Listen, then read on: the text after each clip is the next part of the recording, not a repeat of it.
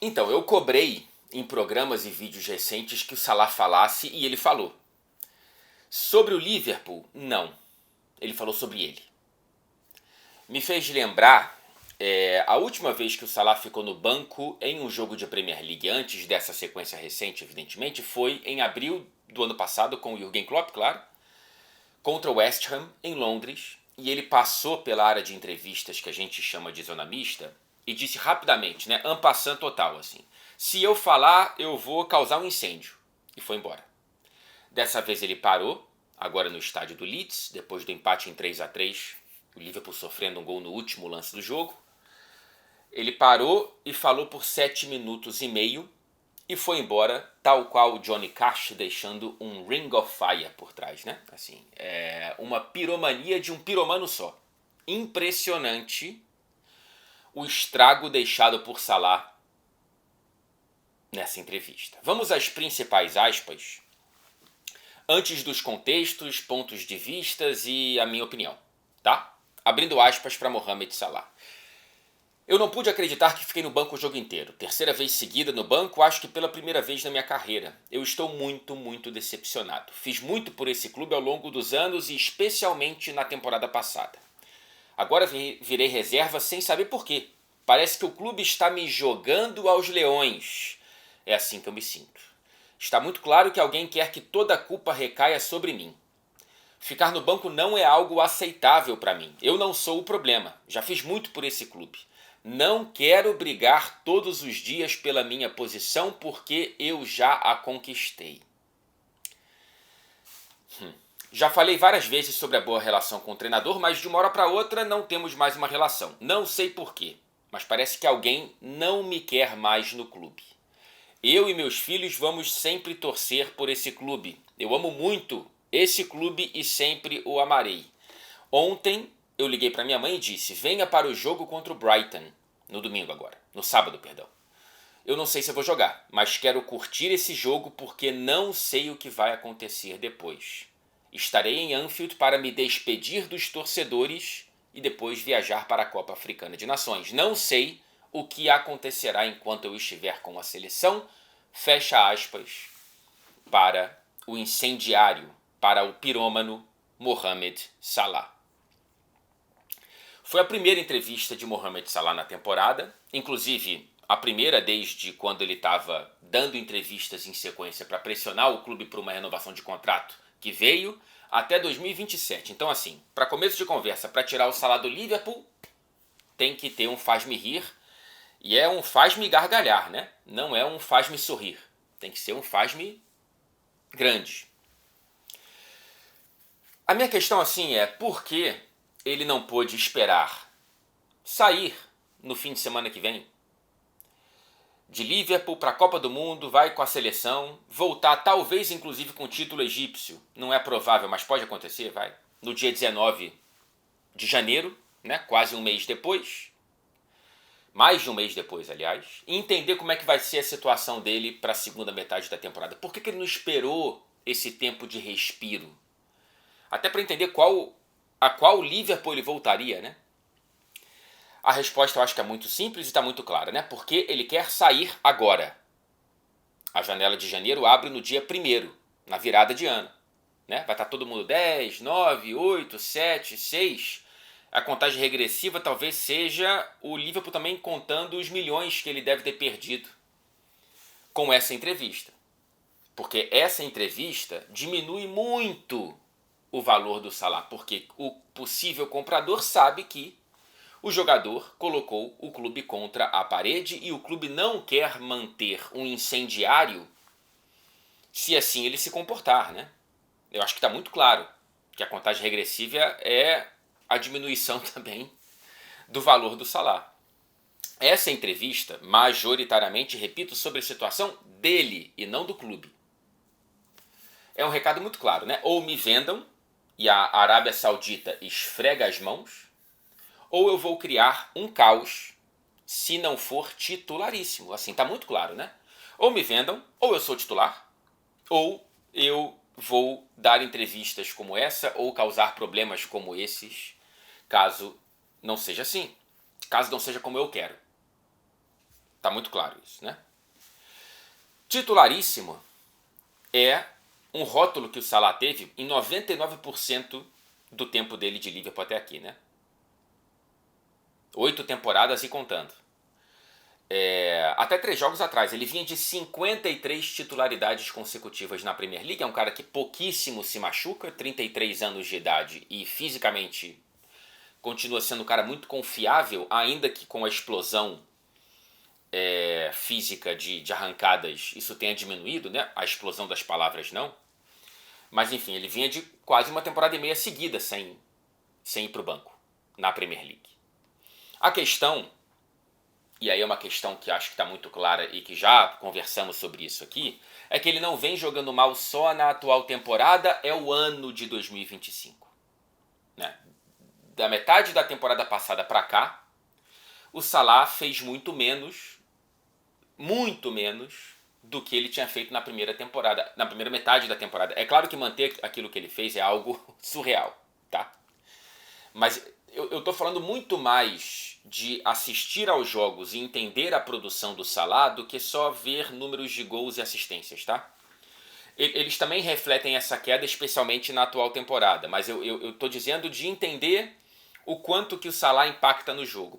Muitas vezes o número dele de gol e assistência, inclusive, não reflete o que foi o jogo, porque em muitas partidas, eu já falei sobre isso aqui várias vezes, o Salah é um jogador de jogadas e não de jogos. Ele parece estar dormindo, ele resolve o jogo e está tudo certo. Porém, agora, nem isso ele está conseguindo fazer.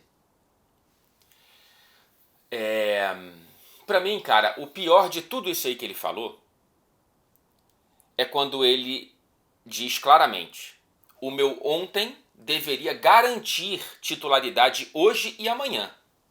Eu não quero lutar todos os dias pela minha posição. Meu querido, eu entendo que o Salah é uma figura muito especial para a história do Liverpool, especialmente para a história recente. Sem o Salah, quase nada disso teria sido conquistado, muito provavelmente. Porém, não existe no esporte de alto nível, num clube como o Liverpool, alguém querer ter a posição de titular cativa, independentemente do que ele faz hoje. Não tem como, cara. Não tem como. Isso, pra mim, é um raciocínio do começo do fim. Quando você acha que você não precisa se esforçar o suficiente ou tanto quanto os outros para garantir a sua posição, você está começando a perdê-la. Agora, é claro que eu entendo, eu não vou querer aqui ficar, né, dando uma de alguém inocente, um purista, de achar que para ter os números que o Salah tem, o cara não é um ególatra. Né? O cara precisa ter um nível muito, muito mais alto do que o meu, do que o seu, de além foco, profissionalismo, esforço, persistência, etc. e tal. Né? O cara viajava metade do país para conseguir jogar bola quando ele morava no Egito. Né? Havia uma persistência ali em busca do sonho que eu e você provavelmente não teríamos, eu certamente não. Para além disso tudo, tem que ter ali uma vontade de brilhar mais do que os outros. Um pensamento coletivo, sim, mas talvez às vezes maior do que o pensamento coletivo, um pensamento de eu. Eu quero ser o cara. Eu entendo que para você chegar nesse nível, essa característica ela meio que ou é inata, ou ela é desenvolvida, ou ela é maximizada ao longo dos anos, até porque no caso dele deu muito certo. Porém, esse tipo de característica só desce bem para a torcida, para o clube, para os companheiros, quando esses números são entregues. A partir do momento que os números não são entregues, não desce mais. Pelo menos eu vejo a reação de torcedores do Liverpool, talvez mais antigos, uma geração que não é tão personalista quanto a atual, quanto muitos dos mais jovens que às vezes torcem mais para jogadores do que para clubes. Cara, o Liverpool não é um clube que colocou qualquer jogador à frente dele mesmo, né? Então, assim, me parece muito claro que é uma entrevista que faz mais mal ao Salah do que ao Liverpool, do que a Arne Slot, inclusive, tá? Eu entendo que deve ser difícil para o Salah ir para o banco e ver Gakpo e Konaté intocáveis por ali, né? Dos jogadores que estiveram no time titular nos vexames contra Nottingham Forest e PSV em Anfield, o Salah é o único que foi para o banco. Isso é algo pesado. E algumas decisões do Slot são mesmo incompreensíveis. Mas o banco do Salah não é uma delas. Assim, não é uma delas. Eu, por exemplo, acho que o Kerkez titular e o Robertson reserva é muito mais incompreensível. Aliás, o vice-capitão não está falando porque provavelmente tem um coquetel molotov para arremessar nesse incêndio deixado pelo Salah também. Mas assim, claramente faltou molejo a Arne Slot. Foi holandês demais, com o perdão do estereótipo, mas ele já demonstrou com Alexander Arnold na temporada passada, mas a torcida estava comprando o lado do Slot e o título estava vindo, então estava tudo certo, que ele é um cara de poucas ideias, né? É um cara de pouca paciência.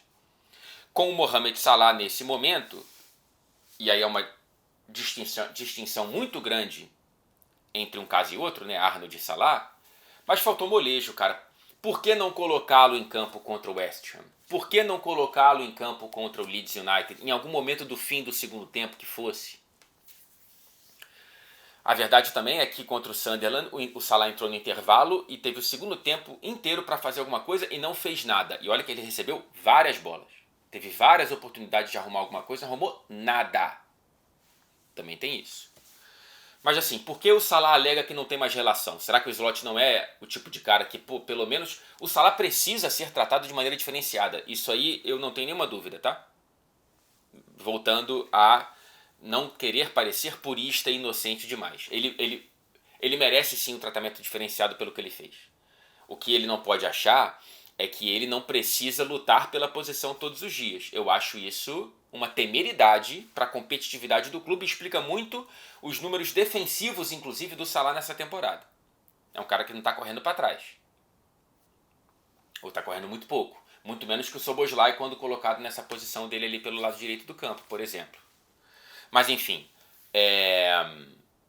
eu entendo que o Salah precisa ser tratado de maneira diferenciada. Então assim, se eu sou o Slot, se eu sou o treinador do Liverpool, eu preciso explicar, por mais que eu não explique para os outros, talvez já seja a conduta do Slot, né? Tem muito treinador que faz isso, o Guardiola é um deles. Tá no banco e não vou te explicar por quê. O Salah precisa ter uma explicação.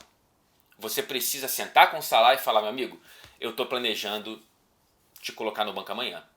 Jogo seguinte, de novo, eu estou planejando te colocar no jogo amanhã. Desculpa, mas assim, eu acho que é um tratamento que o Salah merece ter. Se o Slot cortou a relação e está tratando o Salah como se fosse o Enigo Morra, aí realmente tem um problema do Slot, de falta de molejo do Slot. Porém, conhecendo um pouquinho a FSG e como o Liverpool funciona, repito, nessa briga dos dois ali, porque pelo visto um dos dois vai ter que sair.